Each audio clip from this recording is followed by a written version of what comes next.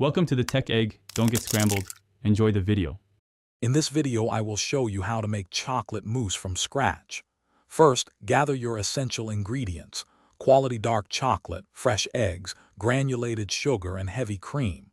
Having everything at room temperature helps achieve a smooth, consistent texture. Before you begin, set out your mixing bowls and a whisk. This preparation ensures a seamless and enjoyable cooking experience, making the process much easier.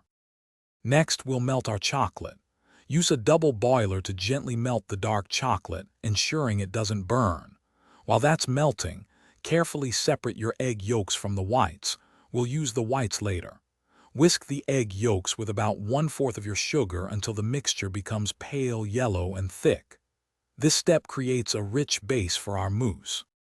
Hey everyone, if you're finding this easy guide helpful, please hit that subscribe button and give us a like. Quick recommendation: on another note, you can read your favorite recipes or anything else anywhere with the new Kindle Paperwhite. It's perfect for following along without messy pages. Check the description for the link and other fantastic deals. Now let's get back to the video. Now for the airy texture. Whip your heavy cream until it forms soft peaks. Stop before it gets too stiff.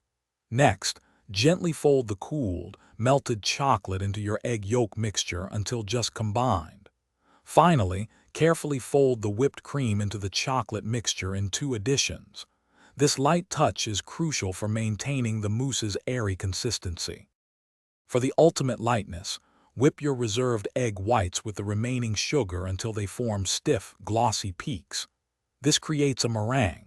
Gently fold this meringue into your chocolate mixture in 2 stages, preserving the airiness. Once combined, spoon the mousse into serving dishes and chill it in the refrigerator for a minimum of 4 hours. This allows it to set perfectly. Thanks for watching. Consider subscribing if I helped unscramble your problems.